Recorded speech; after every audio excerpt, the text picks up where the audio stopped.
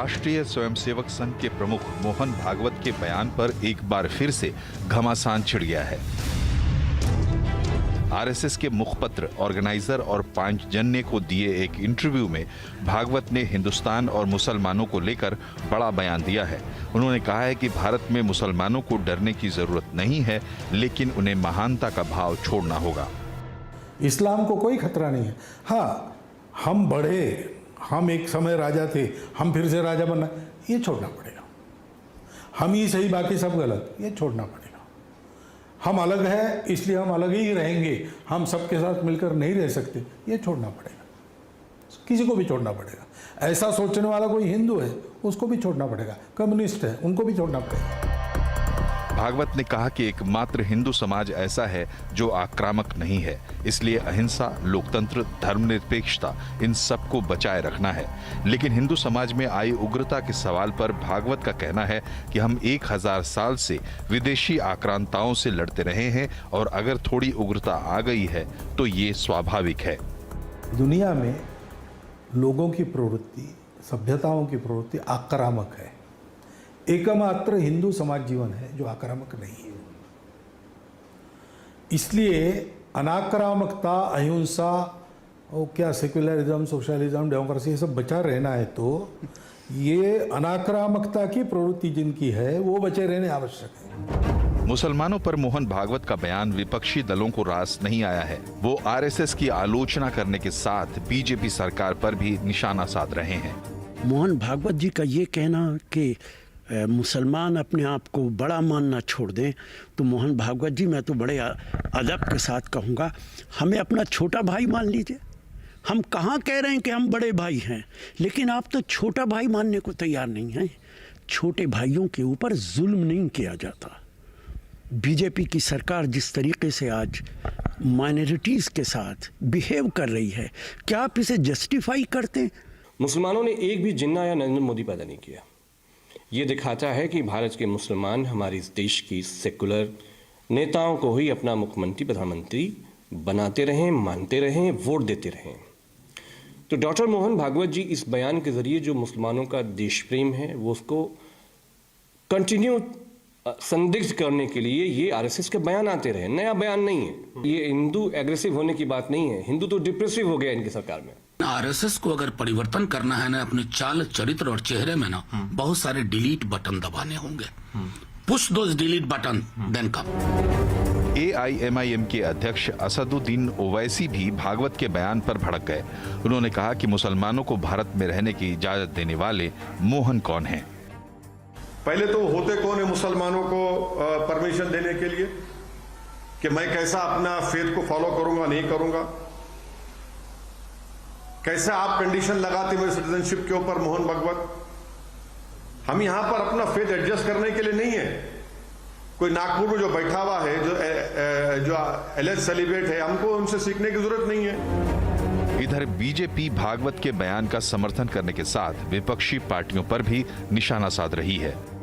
दुनिया में रहने वाले 10 मुसलमानों में से एक मुसलमान हिंदुस्तान में रहता है। उसके सामाजिक, आर्थिक, शैक्षणिक, धार्मिक अधिकार पूरी तरह से महफूज भी हैं और मजबूत भी हैं, सुरक्षित भी हैं और सिक्योर्ड भी हैं।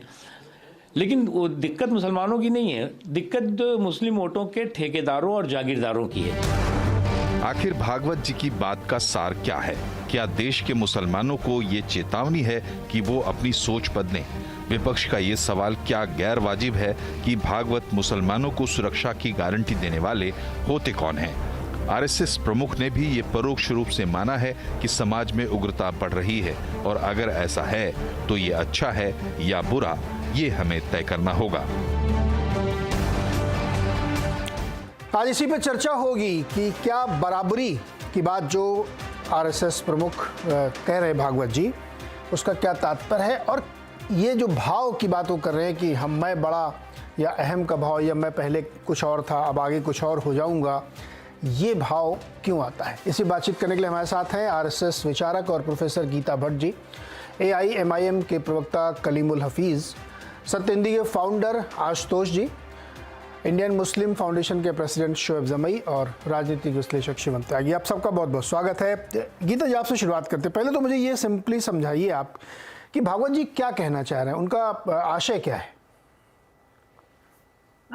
देखिए, माननीय मोहन भागवत जी ने जो बात कही उसमें उन्होंने बहुत सारी बातें कही, और जो एक जिसे लेकर एक विवादित रूप से प्रस्तुत किया जा रहा है, मैं कहना चाहूंगी वो बहुत कुछ जो अखबारों में सुर्खियों के रूप में दिखाया गया उस पे आधारित है, लेकिन वो क्या कॉन्टेक्स्ट था जिसमें ये बात कही जा रही थी, इसे भी जानना आवश्यक है। पहली बात तो ये है कि उन्होंने जब ये बात कही कि किसी को भी जो है अपने आप को सर्वोच्च समझने की जो एक मन में जो बात है उसको अपने मन से बाहर रखना चाहिए, ये उन्होंने सभी के लिए कही, और आपने भी खुद उस वीडियो को अभी प्ले किया है।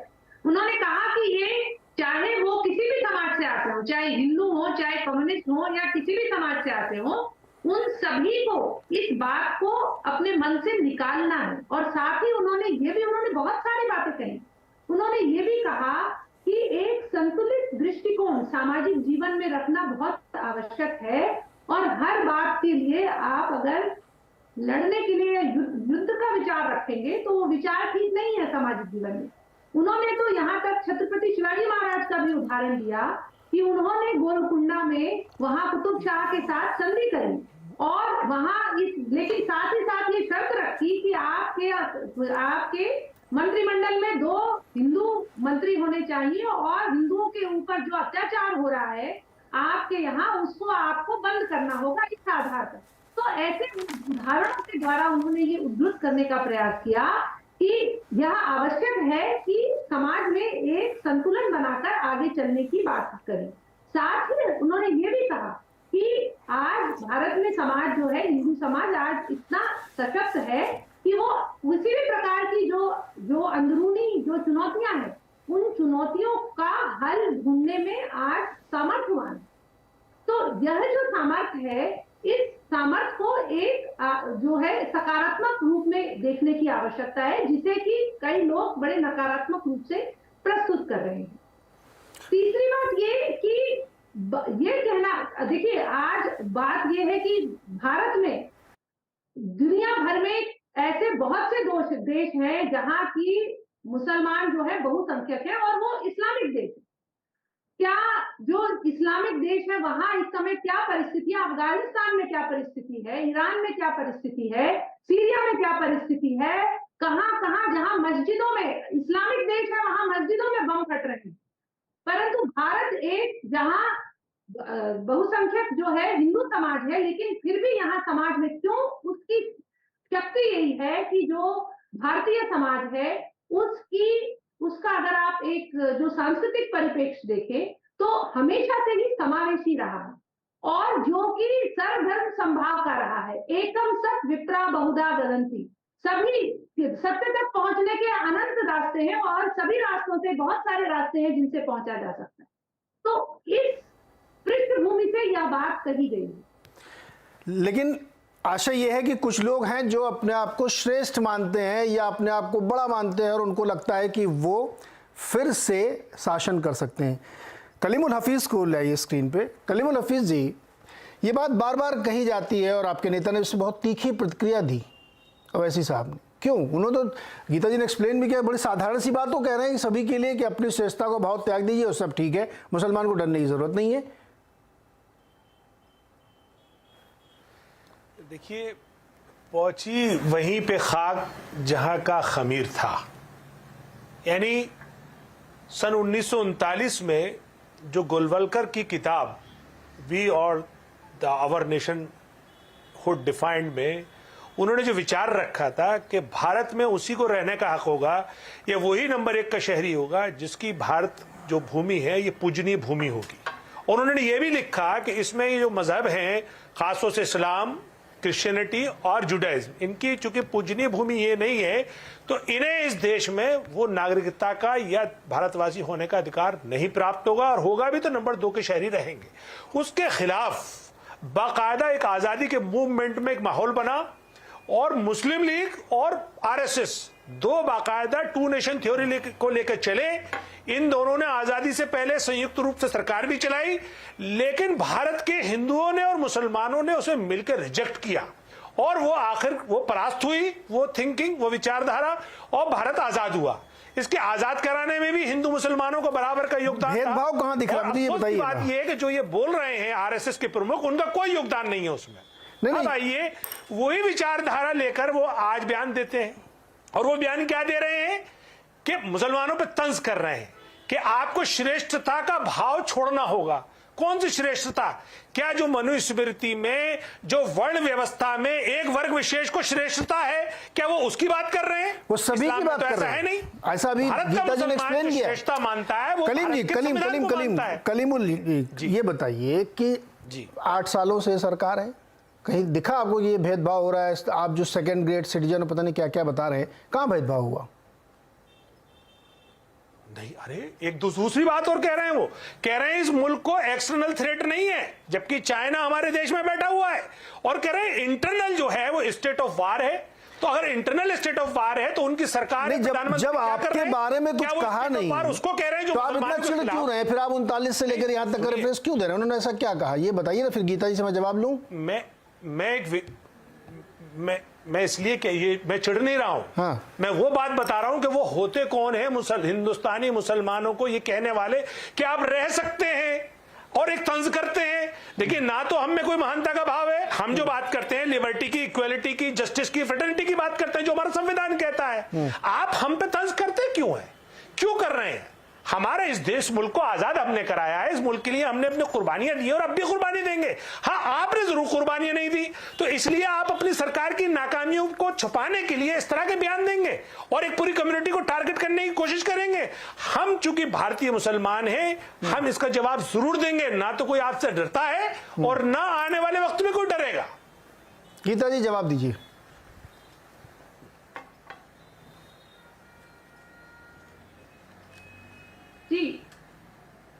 जी बोलिए। मैं सबसे पहले तो मैं AIMIM के जो प्रवक्ता हैं उन्हें ये बताना चाहूंगी, शायद वो ये भूल रहे हैं कि ऑल इंडिया MIM की जो ये पार्टी है, यह इसका जो अगर इतिहास अगर आप देख लेंगे, और हैदराबाद के ये अपने आप में ये तथ्य है जो आज ये यहाँ तंज कस रहे हैं, कम से कम ये अपने इतिहास में झांक कर देख ले कि हैदराबाद के निजाम किस प्रकार से, जो अभी ये बात कर रहे थे 2 नेशन थ्योरी की, पहले तो ये खुद को सही कर ले कि सैयद अहमद जो थे उन्होंने बात करी थी 2 नेशन थ्योरी की।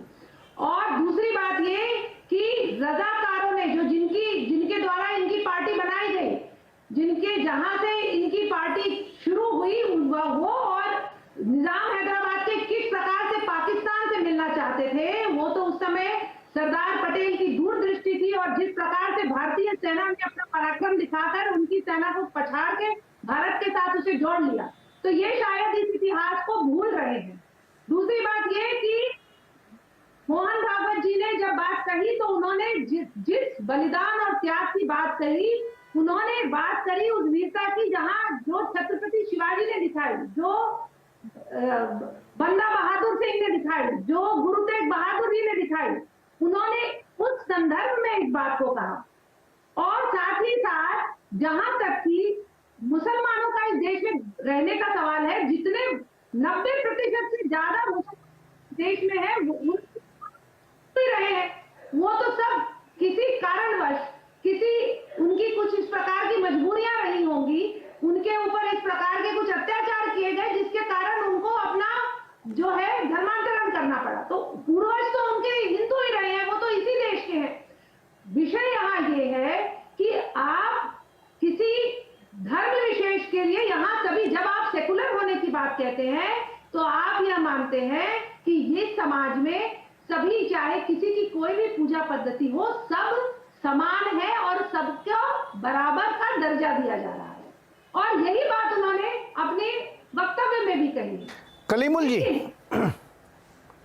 जी, इस देश में सबको बराबरी का हक है, सबको चुनाव लड़ने का हक है, सबको रोजगार पाने का हक है, सबको अपने फ्रीली कुछ भी करने का आज़ादी है कि नहीं है? है कि नहीं, बताइए पहले। तो हमारा देश का संविधान कहता है, लेकिन आरएसएस गलतफहमी में है, उसको सुप्रीमेसी का वो है खुमार। आरएसएस कहती है, और जो उनके आइडियोलॉग हैं गोलवलकर, वो कहते हैं कि हिंदुस्तान में सुप्रीमेसी उसके पास रहेगी जिसकी पूजनीय भूमि यहाँ की है, यानी कि हिंदुओं की। तो क्या हमारा संविधान इसकी इजाजत देता है? अगर संविधान इसकी इजाजत नहीं देता तो मोहन भागवत को क्यों अप्रिशिएट किया जा रहा है? आप हिंदुस्तान को पूजनी मानते हैं कि नहीं? नहीं, देखिए, हिंदुस्तान को की जो इबादत करने का मामला है वो बाकायदा धार्मिक दृष्टि से है। उनका कहना यह था कि इस्लाम, चूंकि उनका जो पवित्र भूमि है वो मक्का है, यानी हिंदुस्तान से बाहर है, तो इसलिए इनको यहाँ पे नहीं रहना चाहिए। उसको सारे भारतवासियों ने मिलजुल कर रिजेक्ट किया था। उसको सब हिंदू, मुस्लिम, सिख, ईसाई, पारसी सब ने मिलकर उसको रिजेक्ट किया था। अब वो थ्योरी अब जिंदा कर रहे हैं ये। आप हिंदुस्तान की भूमि को पूजनी मानते हैं कि नहीं? ये मैं आपसे पूछ रहा हूँ, बताइए। नहीं, भारत हमारा मुल्क है, ये हमारा वतन अजीज है, लेकिन हम इबादत खुदा की करते हैं, उस ईश्वर अल्लाह की करते हैं जिसने पूरी सारी सृष्टि रची। तो कोई मुझसे ये कहे कि आप इस जमीन की इबादत करिए, मैं नहीं करता हूं। मैं इबादत अल्लाह की करता हूं, लेकिन मेरा वतन अजीज है, इसके लिए मैं अपनी जान कुर्बान करने को तैयार हूं। तो उसकी हिफाजत के लिए अपनी जान देने को तैयार हूं। बिल्कुल, उस वतन अजीज में आपके साथ जब कोई भेदभाव नहीं हो रहा है, तो फिर आप ये बात, जो बात अभी आपके बड़े नेता ओवैसी जी ने कही, हमने उनकी बाइट भी दिखाई, ये बात वो क्यों कह रहे हैं? सवाल तो इसी बात का है ना। आप उनकी, अगर भागवत जी की आप पूरी बाइट सुनिए। भेदभाव नहीं हो रहा है। कहाँ हो रहा, बताइए, कहाँ क्या भेदभाव हो रहा है? नहीं, अगर भेदभाव नहीं हो रहा है, आज एक मिनट वाजपेयी साहब, अगर भेदभाव नहीं हो रहा है तो मुसलमानों के जो लिंचिंग करने वाले हैं उनको बाकायदा केंद्रीय मंत्री गृह लैंडिंग क्यों कर रहे हैं? क्यों आखिर मुसलमानों का एक बिल्किस बानो का बलात्कारी को क्यों छोड़ रही है सरकार? इसलिए कि वो मुसलमान है। क्यों मुसलमानों के हिजाब पे, उनके खाने पे, उनके कल्चर पे क्यों कदगन लगाया जा रहा है? क्यों आखिर उनके घर बुलडोज किए जा रहे हैं? और तो किसी के घर बुलडोज नहीं हो रहे। अगर मुसलमान कहीं जरा सारा नमाज भी पढ़ ले किसी रेलवे स्टेशन पे तो उसके खिलाफ FIR हो रही है। तो ये जुल्म नहीं हो रहा? तो राजस्थान में भी हो रहे हैं, जहां बीजेपी सरकार नहीं उठा रहे हैं, वहां भी मकान बुलडोज हो रहे हैं, राजस्थान में भी। वहां नहीं, वहां का अलग बात है, लेकिन जो भारत सरकार कर रही है बाकायदा, भारत सरकार ने किसका घर बुलडोज किया है? और बुलडोजर अमित शाह बाकायदा नाम रख दिए गए। अरे भारत सरकार किसका घर बुलडोज करे महाराज? कहाँ, किसका घर कर दिया बुलडोज भारत सरकार? हाँ। आप क्या समझ रहे हैं कि ये जो योगी जी कर रहे हैं, हाँ, क्या वो बीजेपी की सरकार नहीं है? नहीं, तो भारत सरकार, उत्तर प्रदेश सरकार, अगर भारत सरकार चाहे तो योगी जी कर सकते हैं। ठीक है, गीता जी बताइए, गीता जी सवाल का जवाब दीजिए। ये कह रहे हैं कि अरे कलीम भाई, मना करे तो कलीमुल हफीज जी, गीता जी से सवाल पूछ लेना, आपने इतनी आशंका जाहिर की। ये कह रहे हैं कि इनके साथ भेदभाव हो रहा, लिंचिंग हो रही, मकान तोड़ रहे हैं, सब कुछ कर रहे हैं इनके साथ, आप लोग अन्याय हो रहा है, इसलिए इनको ये रिएक्शन देना पड़ता है, और आप जो भागवत जी कह रहे हैं वो उनको सूट नहीं करता। वाजपेयी जी, पहली बात तो ये है कि ऑल इंडिया MIM के जो बड़े बड़े नेता हैं, दिग्गज नेता हैं, उन्होंने जिस प्रकार के भड़काऊ क्या मतलब जिस प्रकार के बयान दिए गए हैं कि 15 मिनट में आप पुलिस हटा दें, उसके बाद देखिए हम क्या करते हैं। बेंगलोर में किस प्रकार से जब NRC के विषय में रैली करी, वहां पे इसके अलावा कुछ नहीं है बोलने के लिए। गीता जी, गीता जी, आप अपने नेता पे बोल रहे तो अच्छा है। मैं समझ सकती हूँ कि आप अपने नेताओं के जब उनका खुलासा किया जा रहा है कि उनकी किस प्रकार की पृष्ठभूमि है। 15 साल से जवाब दे रहे हैं, हम फिर दे देंगे जवाब, लेकिन अभी जो रिसेंटली पे बात करने तो अच्छा है। ऑल इंडिया मजलिसे इत्तेहादुल मुसलमीन, आपकी पार्टी का नाम ये है, इस पार्टी, इसका अर्थ क्या है जरा ये बता दें। आप साफ आप तो कहते हैं हम तो मुसलमानों की पार्टी है, और आप जब सिर्फ मुसलमानों की पार्टी है तो आप जो सेकुलर संदर्भ में बात कर रहे हैं, सर्वधर्म संभाव की बातें कर रहे हैं, बड़ी बड़ी बातें करने का आप प्रयास कर रहे हैं। पहले बताइए कि इसका मतलब तो ये है कि सिर्फ आप मुसलमानों की बात करते हैं, आप तो बाकी देश में रहने वाले जो लोग हैं उनके विषय में आपकी तो कोई सोच ही नहीं है। और तीसरी बात ये कि ये भी बात उठती है कि क्या आप सच में भारत के जो मुसलमान हैं उनका प्रतिनिधित्व करते भी हैं कि नहीं करते हैं? क्योंकि आपकी जो अपनी जो पृष्ठभूमि है, राजनीतिक पृष्ठभूमि है, आप तो हैदराबाद में ही कितने चुनाव में कितने सीट जीते हैं वो हम सब ने देखा है। तो आप ऐसी पार्टी जो अपने आप को कहती है कि हम मुसलमानों की एकता के लिए काम कर रहे हैं, उनका आपकी पार्टी का नाम ही यही है। पहले तो आप अपने आप को एक सेकुलर पार्टी बनाए, और फिर आप सेकुलर होने पर और उसके साथ में जुड़े हुए प्रश्न को करने के लिए तब आप इन प्रश्नों को कर सकते हैं। तो पहले बताइए कि आप अपनी पार्टी का नाम कब बदलेंगे? बताइए कलीमुल जी, नाम बदलने का इरादा है क्या पार्टी का? देखिए गीता जी के पास मोहन भागवत जी के जो जहर भरे इंटरव्यू और जो वक्तव्य हैं उसका कोई जवाब नहीं है। ये सिर्फ पड़ोसी के घर में झांकने के लिए तैयार हैं, अपने गिरबान में झांकने को तैयार नहीं है। अगर AIMIM का नाम से इनको संतुष्टि मिलती है चेंज होने से, तो क्या मोहन भागवत का जो बांटने वाला बयान है वो वापस ले लेंगी? बांटने वाला बयान कैसे? ये मान जाएंगी कि मोहन भागवत जी जो संविधान के विरुद्ध बात कर रहे हैं वो उसको मानेंगी? इनसे पूछिए क्या वो इक्वल हो जाएगा? परिभाषा रुकिए सर, इसमें बांटने वाला बयान कैसे? मैं यही तो समझने की कोशिश कर रहा हूँ बार बार कि जब वो ये कह रहे हैं कि सभी को अपनी श्रेष्ठता का भाव त्यागना चाहिए, उन लोगों को भी त्यागना चाहिए जो कह रहे हैं कि 700 साल हमने इस देश में राज किया, कुतुब मीनार हमने बनाए, ताजमहल हमने बनाया, लाल किला हमने बनाया है, तो ये भाव है ना, इसी को तो त्यागने की बात कर रहे हैं। वो सबको कह रहे हैं नहीं, ये भाव नहीं है। हाँ, क्या है? ये इतिहास है, ये भाव नहीं है, ये इतिहास है। और आक्रांताओं के इतिहास पे आपको गर्व है क्या? जो इतिहास है वो ऐसे ही रहेगा। आक्रांताओं के इतिहास पे आपको गर्व है क्या? नहीं है, ये मेरे भारत का इतिहास है। नहीं, मैं पूछ रहा हूँ सवाल आपसे। भारत का इतिहास है, भारत के इतिहास में बहुत सारी घटनाएं हैं। क्या ताजमहल पे आपको गर्व नहीं है? आपको औरंगजेब पे क्या गर्व है ताजमहल क्या? कुतुब मीनार पे आपको गर्व नहीं है? मैं सवाल मैं पूछूं, जवाब आपको देना है। पूछता हूँ आपसे, मैं आपसे पूछ रहा हूँ कि आक्रांताओं पे क्यों झंडा फहराते हैं? गर्व नहीं है तो आपको तोड़ दीजिए इसको। सुनिए ना सर, आक्रांताओं पे आपको गर्व है? आप फिसलिए मत। मैं क्यों फिसलूंगा? देखिए, सुनिए, जवाब गीता जी को देना, सवाल मुझे पूछना और आपको सवाल का जवाब देना है। मैं पूछ रहा हूं कि आपको आक्रांताओं पर गर्व है क्या? आप कह दीजिए हाँ है, ये कह दीजिए नहीं है, बात जवाब खत्म। सुनिए आप, देखिए आप जवाब सुनिए आप।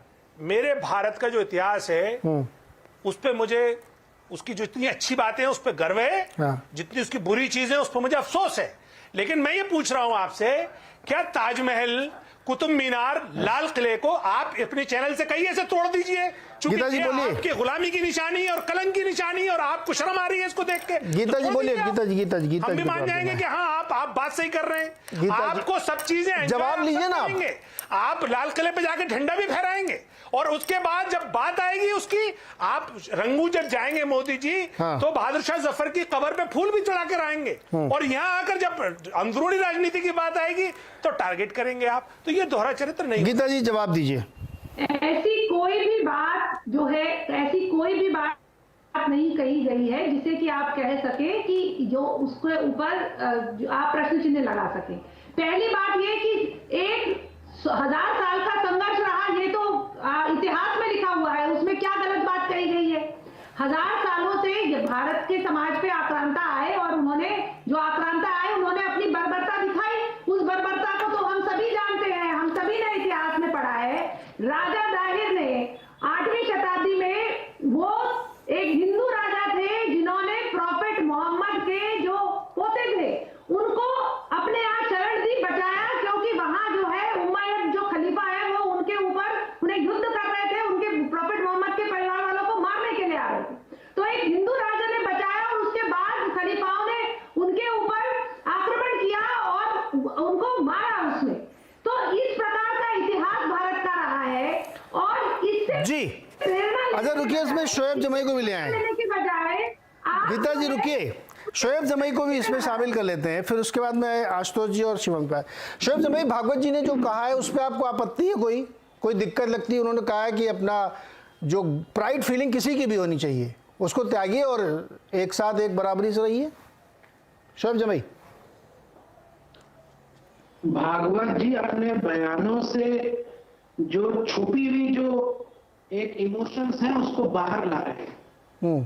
ठीक, भारत का मुसलमान राजा नहीं बन सकता, लेकिन देश का प्रधानमंत्री तो बन सकता है। हाँ बिल्कुल, क्यों नहीं बन सकता? भारत का मुसलमान देश का प्रधानमंत्री बन सकता है। हाँ। और हमें ये ख्वाब देखने का अधिकार है। भारतीय जनता पार्टी की सरकार में कितने मुस्लिम मंत्री हैं जरा बताइए? कोई मुस्लिम यहाँ से कोई MP है? नहीं है ना, क्योंकि ये आपकी पॉलिसी थी। आप धीरे धीरे सबको साइडलाइन करते गए।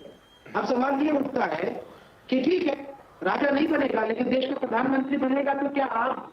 मिनट रुकिए शोएब जमई, आपके जो ऑडियो में थोड़ा सा डिस्टर्बेंस आ रहा है, दोबारा आपके पास आता हूँ करेक्ट करा के इसको। अभी थोड़ा सा डिस्टर्बेंस है आपके ऑडियो में, यहीं से कंटिन्यू करिएगा जहां आपने बताया कि एक भी मंत्री नहीं, वहीं से हम लोग कंटिन्यू लेंगे। ऑडियो थोड़ा ठीक कराते हैं आपका। आशुतोष जी तो और शिवम तागी तब तक मैं ले लेता हूँ। आशुतोष जी, क्या दिक्कत है इसमें आज जो भागवत जी कह रहे हैं? इसमें इतनी तीखी प्रतिक्रिया लोग क्यों दे रहे हैं? तीन चीजें हैं और मुझे लगता है कि भागवत जी ने कम से कम ये इंटरव्यू देकर एक बात बिल्कुल स्पष्ट कर दी हो कि पिछले 3-4 सालों के अंदर जो एक माहौल बन रहा था कि दरअसल मोहन भागवत जो है वो मुसलमानों को साथ लेकर चलने की बात कर रहे हैं, जो कह रहे थे कि बिना मुसलमानों के हिंदुत्व अधूरा है और हर मस्जिद में शिवलिंग क्यों खोजना। वो जो एक भ्रम की स्थिति पैदा हुई थी वो भ्रम की स्थिति पूरी तरीके से खत्म हो जानी चाहिए, क्योंकि मोहन भागवत बिल्कुल एग्जैक्टली वही बात कर रहे हैं जो गोलवलकर कहा करते थे। गोलवलकर अपनी किताब में साफ तौर पर लिखते हैं और वैसे भी बोलते थे कि हमें 1000 साल से हमारा एक युद्ध चल रहा है और ये युद्ध तब तक चलेगा जब तक कि कोई एक आदमी से, जब तक इसमें कोई हार नहीं जाता। तो उन्होंने इस बात पे मुहर एक तरीके से लगा दी है। और ये 1000 साल से युद्ध किससे चल रहा है? अगर वो कहते कि 1947 में युद्ध खत्म हो गया है तो मैं मान लेता। वो 1000 साल से युद्ध अभी भी चल रहा है। इसका मतलब ये कि आप अभी भी मुसलमानों को शत्रु के भाव से देखते हो, शत्रु के तरीके से ही देखते हैं। ये जो थीसिस है आरएसएस की, उसको मोहन भागवत ने पूरी तरीके से स्थापित कर दिया है। दूसरी बात, वो ये कहते हैं कि मुसलमानों का जिक्र करते हुए कहते हैं कि जो है वो यहां अगर रहना चाहे तो रहे। अरे भाई, आप कौन होते तय करने वाले? छोड़ना चाहे तो छोड़े। ये जो भाषा, और अंत में फिर वो कहते हैं अगर हिंदू भी ऐसा करता है तो फिर उसको भी अधिकार नहीं। बेसिक सवाल ये है कि अगर आप 1000 साल, अगर आप मानते हैं कि पिछले 1000 साल से एक जंग इस देश के अंदर चल रही है, तो आप मुसलमानों को आज की तारीख में 2022-23 में मुसलमान, पूरी मुस्लिम कम्युनिटी को आप शत्रु मान के चलते हैं और शत्रु की तरीके से ही उनके साथ व्यवहार करते हैं। ये जो थीसिस है उसके आधार पर आप कहते हैं कि अगर आपको यहां रहना है तो फिर आपको हमारी शर्तों पर रहना पड़ेगा।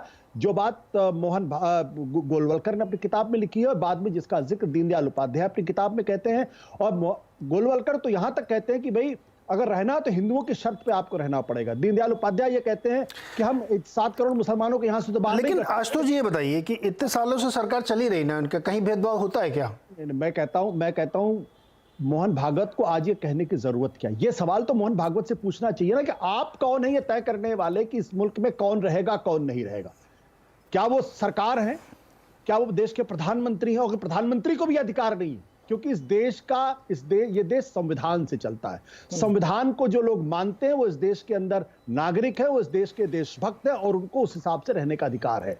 मोहन भागवत ये तय नहीं कर सकते, आरएसएस ये तय नहीं कर सकता कि कौन रहेगा कौन नहीं रहेगा। तो जब आप इस, और फिर आप कहते हैं श्रेष्ठता भाव। मैं एक बात और कहना चाहता हूं, यह बात सच है कि आजादी के पहले 1947 के पहले मुसलमानों का एक तबका था जो कहता था कि हम राजा रहे हैं, क्योंकि हम राजा रहे हैं इसलिए हमारा बराबरी का अधिकार होना चाहिए। यह बात कौन लोग कह रहे थे? मुस्लिम लोग कह रहे थे। उनका नेता कौन था? जिन्ना था।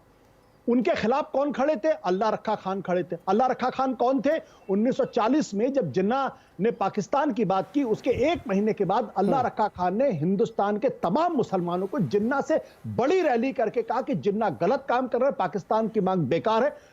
कभी भी आरएसएस ऐसे मुसलमानों के बारे में बात नहीं करती। तो जब आप आज के मुसलमानों को अगर आप शत्रु बना देते हैं, और अभी गीता जी ने, मुझे लगता है कि उन्होंने मोहन भागवत जी का इंटरव्यू भी ठीक से नहीं पढ़ा है। अगर पढ़ा होता तो शायद बार बार शिवाजी का जिक्र नहीं करते। शिवाजी का जिक्र जो उन्होंने कहा है वो मैं पढ़ के सुना देता हूं। उसमें वो मोहन भागवत कहते हैं कि भाई शत्रु का ध्यान तो रखना पड़ता है, जैसे हम क्या हैं, हमको कब क्या, यानी वो कहते हैं कि शिवाजी का संदर्भ कहते हैं कि शत्रु से निपटने के लिए आपको कौन सी रणनीति अख्तियार करनी चाहिए वो हमें सोचना पड़ेगा। और फिर उस संदर्भ में वो कुतुब शाह का उदाहरण देते हैं और शिवाजी का उदाहरण देते हैं। तो कम से कम गीता जी अगर वो इस इंटरव्यू को पढ़ लेती तो गलत तरीके से उद्धृत नहीं करते। तो पहली बार मैं ये देख रहा हूं कि मोहन भागवत लड़ाई की बात कर रहे हैं, शत्रु की बात कर रहे हैं और उस संदर्भ में मुसलमानों को परिभाषित करने की कोशिश कर रहे हैं। मुझे लगता है कि ये पूरी तरीके से गलत है, अनएक्सेप्टेबल है और भारत के संविधान के खिलाफ है और एक तरीके से मैं ये तो नहीं कहूंगा ट्रीजन है। लेकिन आशुतोष, वो भागवत जी भी तो ये भी कहते हैं कि किसी को डरने की जरूरत नहीं है, डीएनए एक है, सब एक साथ रहते हैं। तो आप उसमें से वही पॉइंट क्यों निकाल रहे हैं जो आपको लगता है कि ये वाला हाईलाइट करना चाहिए लड़ाई? पूरी समग्रता में आप भी बात नहीं कर रहे हैं सर। मुझे लगता है कि आप पत्रकार हैं, न्यूज़मैन हैं, आप तो खबर देखते हैं ना। तो पूरे इंटरव्यू में जो बात वो कह रहे हैं तो अब यही तो आरोप लगाया जाता है कि मीडिया वही बात उछालता है जिसमें उसको मसाला मिले। मैं समग्रता की बात करूं तो आप करेंगे नहीं, वो वाला निकालो। आज की तारीख में अगर आप ये कहते हैं कि जो 1000 साल की जंग थी मुसलमानों के साथ वो 1947 में खत्म हो गई, तो हम उनकी बात तो मान लेते। लेकिन जब आज 2023 में भी अगर आप कहते हैं वो जंग जारी है तो इसका मतलब साफ है ना कि आप मुसलमानों को शत्रु मानते हैं, इस देश का दुश्मन मानते हैं। जी, जब आप ये बात कहते हैं तो ये बात हिंदुस्तान का एक पढ़ा लिखा समझदार आदमी कैसे एक्सेप्ट कर सकता? और जो एक्सेप्ट कर रहा है, मुझे उसकी बुद्धि पर, उसकी विवेक पर सवाल खड़ा होता है। जी शोएब आ जाइए, आप कंटिन्यू कर लीजिए वहीं से, फिर मैं शिवम जी आपके पास आता हूँ। बोलिए शोएब। देखिए, मेरा मानना है कि रंग पोत देने से या नए कपड़े पहन लेने से कोई चरित्र नहीं बदल जाता। और जो बात कुछ दिन पहले साध्वी प्रज्ञा ने जो कही, खुलेआम कही, खुले तरीके से हथियार और लड़ाई की बात कही, शायद मोहन भागवत जी उसी को एक शुगर कोटेड अल्फाज में, एक इनडायरेक्टली बहुत छुपे अंदाज में वही बातें कह रहे हैं। तो मोहन भागवत जी की बात और साध्वी प्रज्ञा की बात में कोई बहुत ज्यादा अंतर नहीं।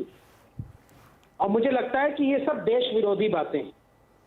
जो देश विरोधी होगा, जो भारत की संप्रभुता को नहीं मानता, जो भारत के समावेशी कल्चर को नहीं मानता, जो भारत के संविधान से अपने आप को ऊपर मानता हो, वो देश विरोधी लोग हैं। और यही लोग देश विरोधी। आप नैतिकता किस बुनियाद पर रखते हैं? जिस संगठन के ऊपर नांदेड़ के सिविल कोर्ट के अंदर ये एक सूट दायर किया है, एफिडेविट दाखिल करके आपके आरएसएस के कार्यकर्ता ने कहा कि बम ब्लास्ट की ट्रेनिंग दी गई और हमको महाराष्ट्र में 3 जगह बम ब्लास्ट करने की हिदायत दी गई, कोर्ट के अंदर एफिडेविट है। ऐसे संगठन का मुखिया किस बात की नैतिकता रखता है दूसरों को ज्ञान देने? तो ये बात जरूर सोचने की जरूरत है। दूसरी बात, ठीक है, राजा नहीं बन सकता, ना आप बन सकते ना हम बन सकते, मुसलमान राजा नहीं बन सकता, लेकिन देश का प्रधानमंत्री तो बन सकता है।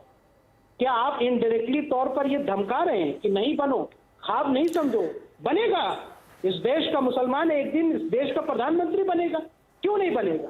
अगर ये कब उन्होंने कह दिया कि प्रधानमंत्री नहीं बन सकता है?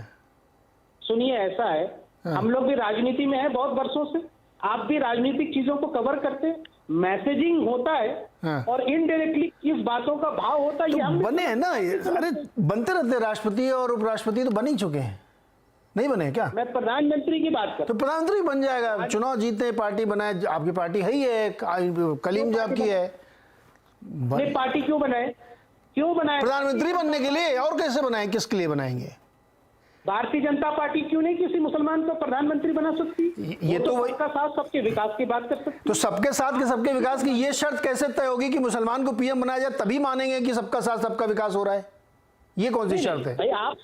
आप समावेशी कल्चर, आप नहीं, समावेशी कल्चर का ये मतलब कैसे हो गया कि जब तक मैं इनको नहीं बनाऊंगा कि आप मानेंगे नहीं? ये इसी अविश्वास की तो बात हो रही है कि आपको ये बिलीव ही नहीं, जब तक मुझे पीएम नहीं बनाया जाएगा मैं मानता ही नहीं कि मैं भाई हूं उनका, या मैं इस देश में रह रहा हूं, या मैं बराबरी का हक वाला हूं। आप ही ने कहा है।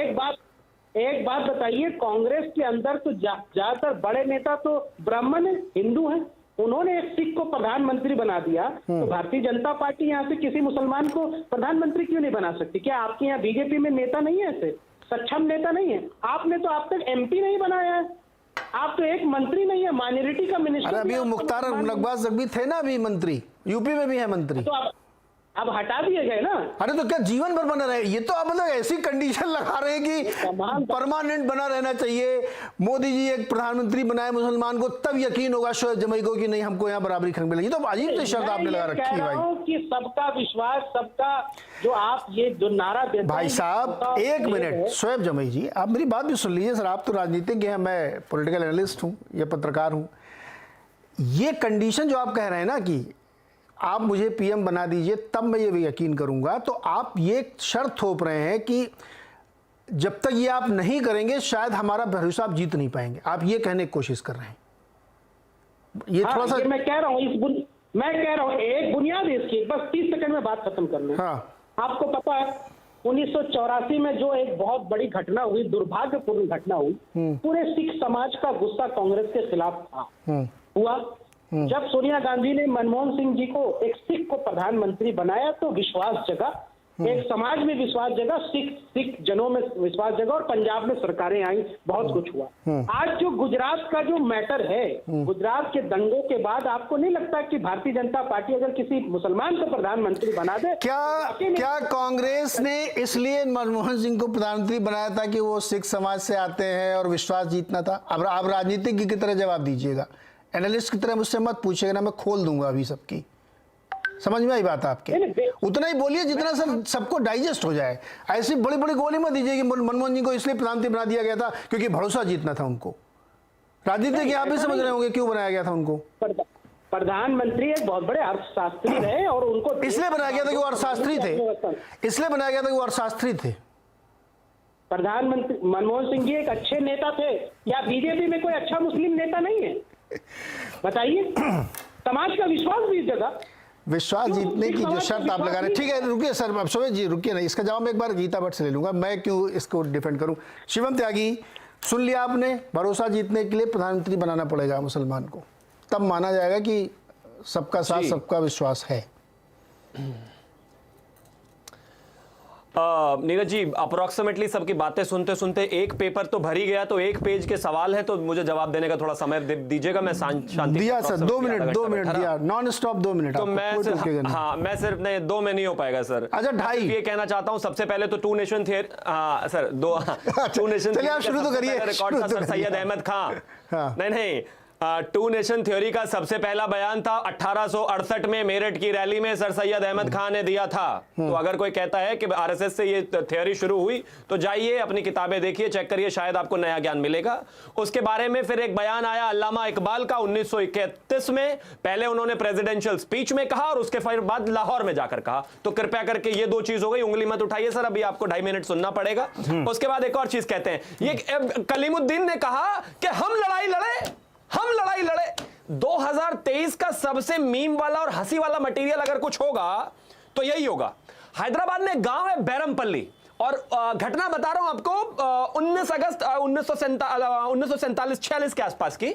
बैरमपल्ली में जो फौज थी रजाकारों की, वो गई वहां पर, उन्होंने 3 लेयर सिक्योरिटी तोड़कर एक युवा को मौत के घाट उतार दिया गया। वहां की हिंदू महिलाओं के कपड़े फाड़ दिए गए, उनको पैदल भगाया गया, फिर उनके साथ उनका बलात्कार किया गया, बच्चों को मार दिया गया। और उन लोगों की पार्टी जो पैदाइश है, वो आज कह रहे हैं हम लड़े हिंदुस्तान के लिए।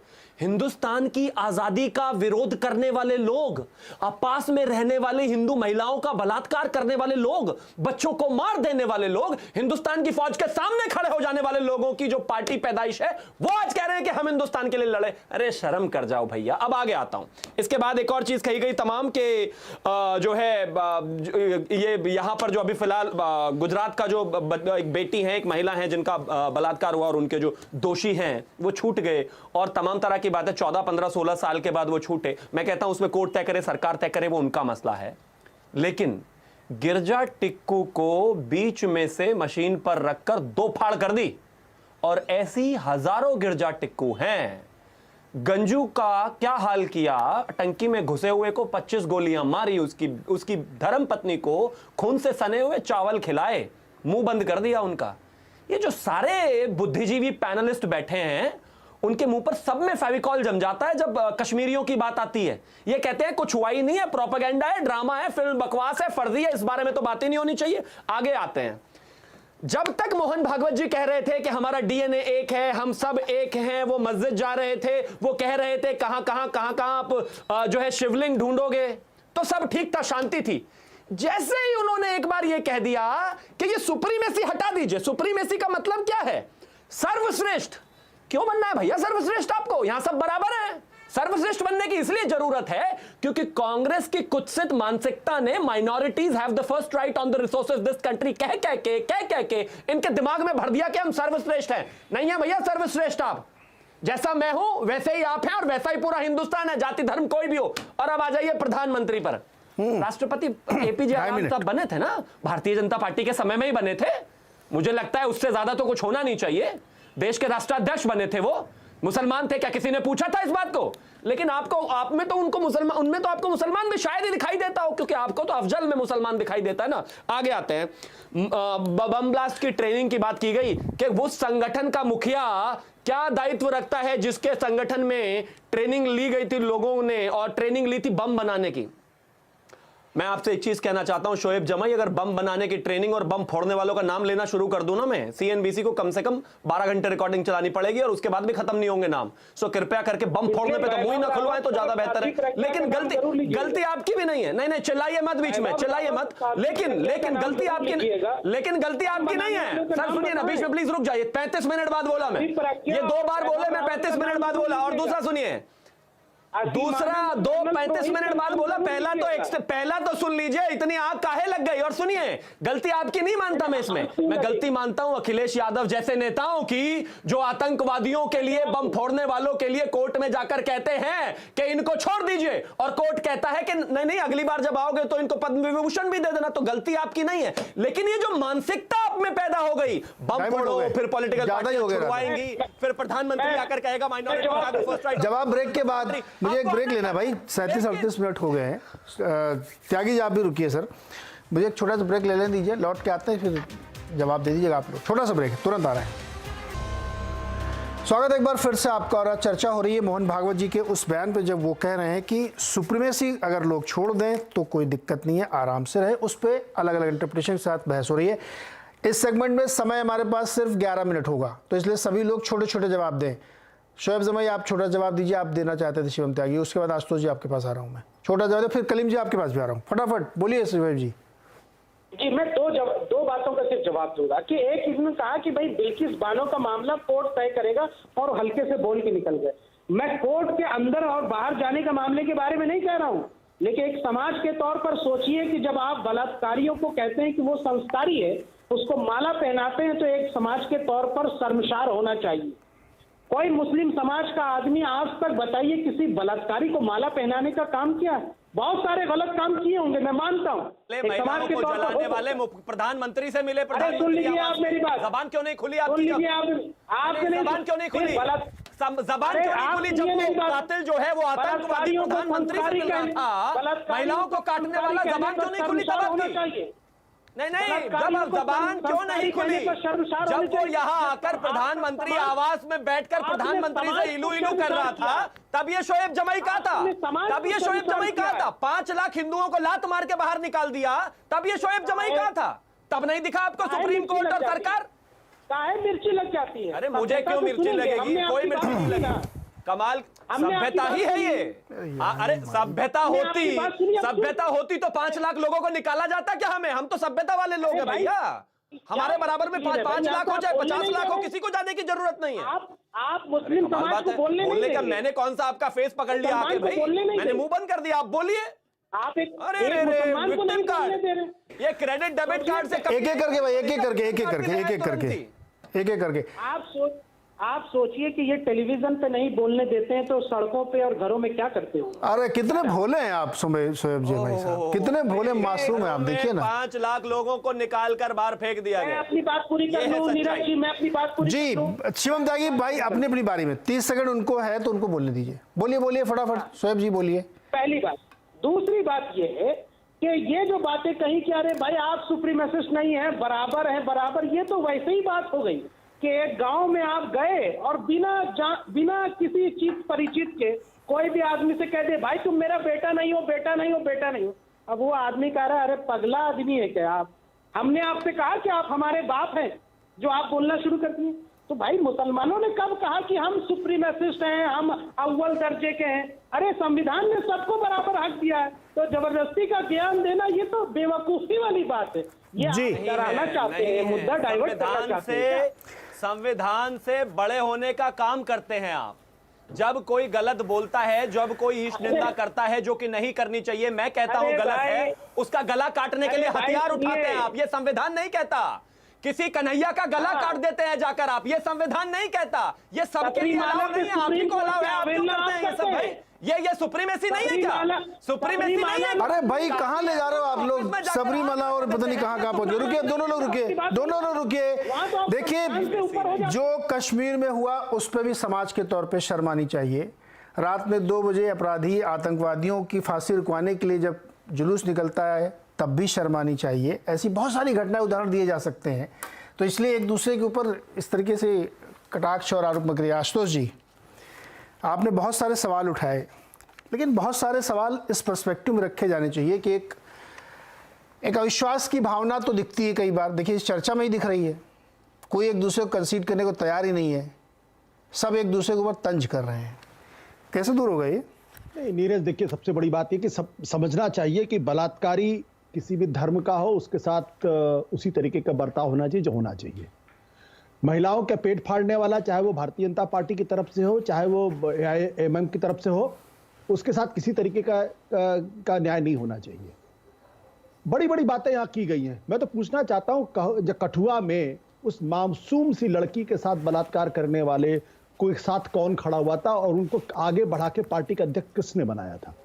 वो जो गुजरात के अंदर जिस महिला के नेतृत्व में महिलाओं के पेट फाड़े गए, उनको मंत्री किसने बनाया था? वो कौन सा था जिसको एमएलए बनाया गया था? तो अगर 1984 के दंगों की भर्त्सना करनी है तो बिल्कुल होनी चाहिए, लेकिन 2002 के दंगों की भी भर्त्सना और जिन लोगों ने पेट फाड़ा था उनकी भी होनी चाहिए। सवाल इसी बात को लेकर यह है कि मोहन भागवत जी जब ये कहते हैं कि उनको यहां रहना है, वो रहना चाहे तो रहें, ये जो सेंटेंस है ये भारत के संविधान के खिलाफ है। और मैं उनको समझता था कि कम से कम उन्होंने आरएसएस के अंदर एक संस्कार डालने का काम किया पिछले 4 सालों में। अब वो मुखौटा पूरी तरीके से इस इंटरव्यू के बाद बिल्कुल स्पष्ट हो गया है। वो उसी तरीके से मुस्लिम विरोधी हैं जिस तरीके से बाकी गोलवलकर हुआ करते थे या दूसरे लोग हुआ करते थे। और संविधान की बात कौन लोग करते जिनको संविधान में यकीन ही नहीं था? जो जब संविधान बना था तो उसके बारे में क्या टिप्पणियां आरएसएस के लोगों ने की थी, उनके प्रमुख ने क्या टिप्पणी की थी, झंडे के बारे में क्या टिप्पणी की थी, सरदार पटेल ने किस तरीके से कहा था कि आपको भारत के संविधान जवाब देना चाहते हैं आपकी बात इस का? तरीके की बातें ना करें तो बेहतर है। सबके कबर्ड में उसी तरीके से स्केलेटन है, इसलिए एक दूसरे कपड़े फाड़ने से काम नहीं चलने वाला। शिवम त्यागी जवाब देना चाहते हैं आपकी बात का? जाना है, दीजिए शिवम जवाब दीजिए। आशुतोष जी सुनिए आप। मैं निजी तौर पर आशुतोष जी का बहुत सम्मान करता हूं, बट यकीन मानिए इस देश में मुस्लिमों को सुप्रीमेसिस्ट बनाने में और उनको ऐसा महसूस कराने में आशुतोष जी जैसे लोगों का बहुत बड़ा हाथ है। एग्जाम्पल देता हूं, जब तक वही मोहन भागवत ये कह रहे थे इस देश के हिंदुओं को, धर्मगुरु तो हिंदुओं के भी नहीं है वो, लेकिन वो कह रहे थे कि हर मंदिर में शिवलिंग मत ढूंढो, जबकि ऐसा है इस देश की हिस्ट्री में, लेकिन उन्होंने कहा तो तब तक वो बहुत शानदार थे, वो बहुत अच्छी बात कर रहे थे, वो इंक्लूसिव बात कर रहे थे, वो महान थे।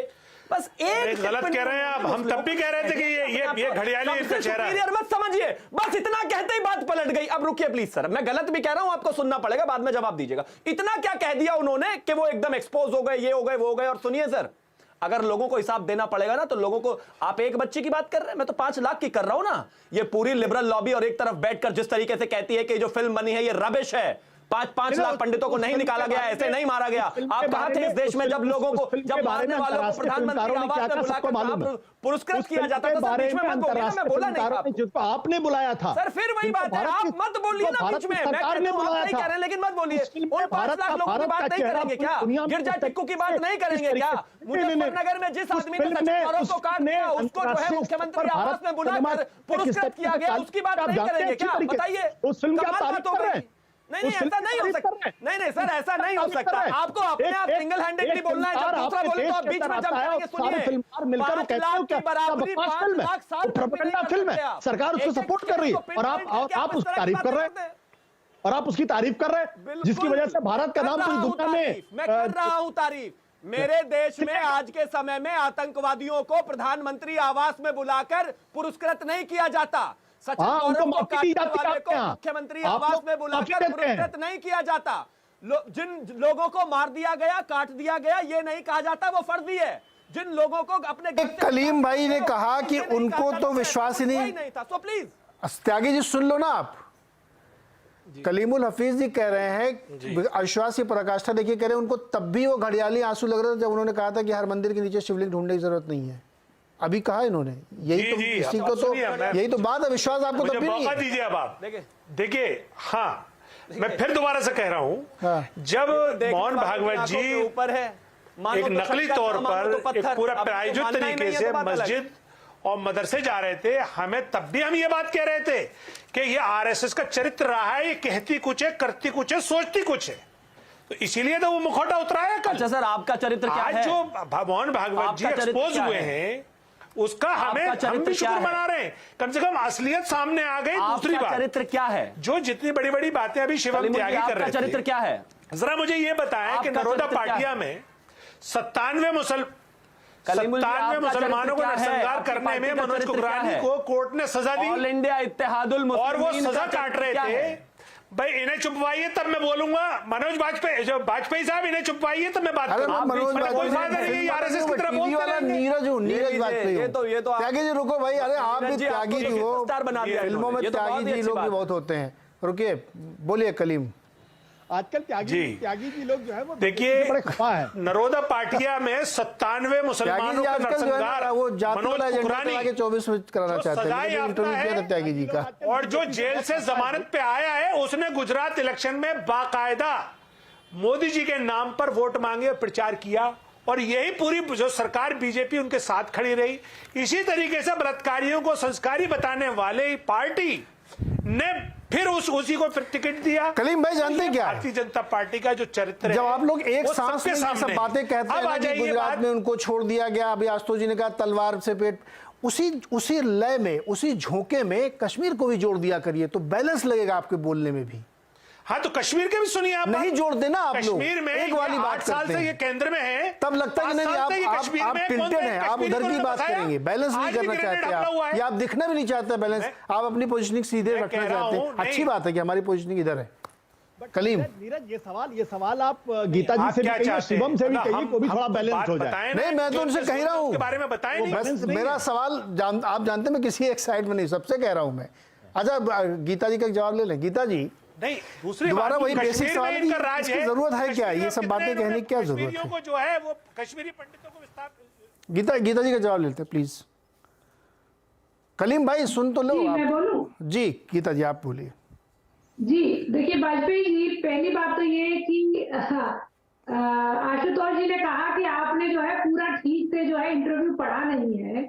मैं आशुतोष जी ने जो बात मैं कहना चाहती थी वो खुद ही उन्होंने कह दी कि जो 1000 साल का जो संघर्ष था और जिस प्रकार की, जिस संदर्भ में वो बात कही जा रही थी कि हिंदुओं के जिस प्रकार से अत्याचार जो होते थे उस समय मुस्लिम सामंतों के यहाँ, उनको किस प्रकार से रोकने का प्रयास वहां शिवाजी ने किया, उसका उदाहरण उद्धृत किया जो सच्चाई है, और उन्होंने भी, आशुतोष जी ने उस बात को मान लिया, बहुत अच्छी बात है। दूसरी बात ये, शोएब जमे जी कह रहे हैं कि एक मुसलमान को प्रधानमंत्री क्यों नहीं बनाया जा रहा, तो मतलब ये है कि योग्यता का आधार क्या होना चाहिए, योग्यता का जो आधार है उसको परिभाषित कर रहे हैं। इसका अर्थ ये है कि आपको, क्योंकि इतना लंबे समय तक जो राजनीतिक दलों ने तुष्टीकरण की राजनीति करी, उसका ही परिणाम है कि सोच ये हो गई है कि आपको मेहनत करने की आवश्यकता नहीं है, जमीन से ऊपर उठकर अपनी मेहनत से आगे बढ़कर। जी नहीं गीता जी, समय समाप्त हो रहा, मैं तो कह रहा हूं मेहनत करने की भी जरूरत नहीं है। जिनको शोएब जी सुनिएगा ध्यान से, आपके लिए, कलीम जी आपके लिए, जिनको आपने भर भर के वोट दिया, समाजवादी पार्टी, अखिलेश जी से कहिए ना एक मुसलमान सीएम बनाए उत्तर प्रदेश में, लालू यादव से कहिए उत्तर बिहार में एक मुसलमान सीएम बनाए। ये सवाल कभी आप उनसे पूछते हैं जिनके लिए आप पूरी निष्ठा से वोट करते आ रहे हैं? बुरा लग रहा होगा आपको, कभी नहीं पूछेंगे उनसे आप, जबकि वो आपको यूज कर रहे हैं। उनसे सवाल पूछा जाना चाहिए कि आप क्यों नहीं उत्तर प्रदेश का एक सीएम समाजवादी पार्टी मुस्लिम को बना देती है। जीते थे वो 12 में, नहीं बनाया, खुद ही बन गए थे। तो ये सवाल सिर्फ इधर पूछा था, इसलिए कई बार होता है। लेकिन बहरहाल समय एकदम समाप्त हो गया है, वैचारिक मतभेद इस डिबेट में भी दिख रहा है। मैं तो ये सोच के आया था, मैंने अपने प्रोड्यूसर से भी कहा था कि मान लीजिए सब लोग कहते हैं हाँ ठीक ही कह रहे थे, मेरी डिबेट ही गिर जाएगी, लेकिन डिबेट नहीं गिरी, चल रही है, मेरे पास समय कम है। ये दिखाता है कि वैचारिक मतभेद तो है। बहुत बहुत शुक्रिया हमारे साथ जुड़ने के लिए। उम्मीद करता हूँ सब लोग प्रेम भाव से रहेंगे।